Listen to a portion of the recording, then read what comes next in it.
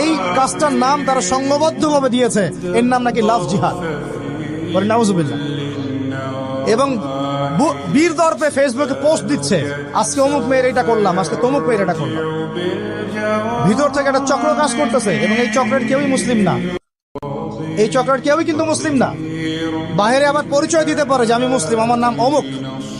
নাম পরিবর্তন করে মুসলিম মেয়েদেরকে ফুসলিয়ে ফাসলিয়ে এই জেনার ফাঁদে ফেলে, ওর পিছনে কিছু টাকা খরচ করে, কিছু সময় দিয়ে ওকে প্রয়োজনে ঘুমের ওষুধ খাওয়ায়, প্রয়োজনে আবার জাদুটোনা করে, বান মারে, ওকে ওকে তাবিজ কবজ করে বিছনায় নিয়ে এসে ধর্ষণ বা গণধর্ষণ করে, ওই ভিডিওগুলো দিয়ে পরে ওকে ব্ল্যাকমেইল করে, পরে ওর কাছ থেকে টাকা খাওয়া শুরু করে।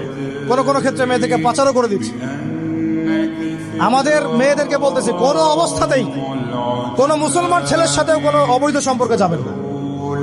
আর অমুসলিম হলে তো কোনো কথাই নাই। অমুসলিমের সাথে আপনার কিসের প্রেমের সম্পর্ক? একটা চট দিয়ে দাঁত ফেলে দেওয়া দরকার মেয়ের। অমুসলিম ছেলের সাথে তোমার কিসের প্রেমের সম্পর্ক? পরে যখন এই ছেলেগুলো তোমাকে নিয়ে রেপ করে রাখবে, তখন তোমার আক্কেল হবে? তখন তোমাদের হুঁশ ফিরবে? তখন এসে আমাদের কাছে মেসেজ করতেছে, আমার এই সমস্যা হয়েছে, আমাকে এখন আমি কি করব বলেন। আমাদের ওয়াইফদের কাছে মেসেজ করে, এরকম এরকম হয়েছে আমার সাথে, আমরা কি করব বলেন। তোমাকে কে যাইতে বলছো এই ছেলের কাছে? তুমি তোমার ইজ্জত ওখানে, তুমি তোমার পায়জামা কিভাবে খুললা সেখানে, আর কিভাবে বলবো বলেন?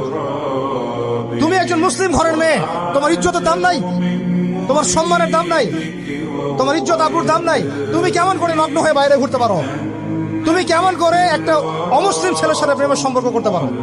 কিভাবে তুমি একটা অমুসলিম ছেলের সাথে বেড়ে যেতে পারো?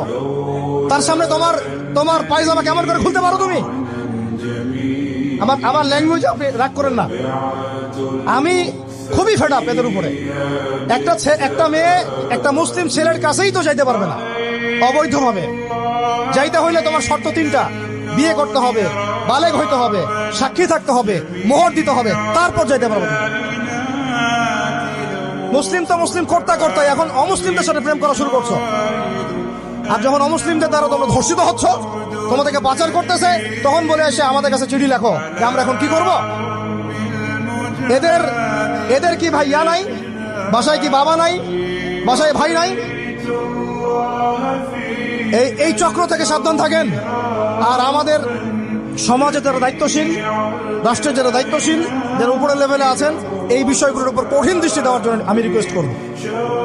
আমরা কিন্তু কোনো ধর্মের মানুষের সাথে কোনো দ্বন্দ্ব চাই না। চাই আমরা যে 50-60 বছর থেকে একসাথে বসবাস করতেছি, আমরা কি কোনোদিন কারোর সাথে মারামারি করছি? কোনোদিন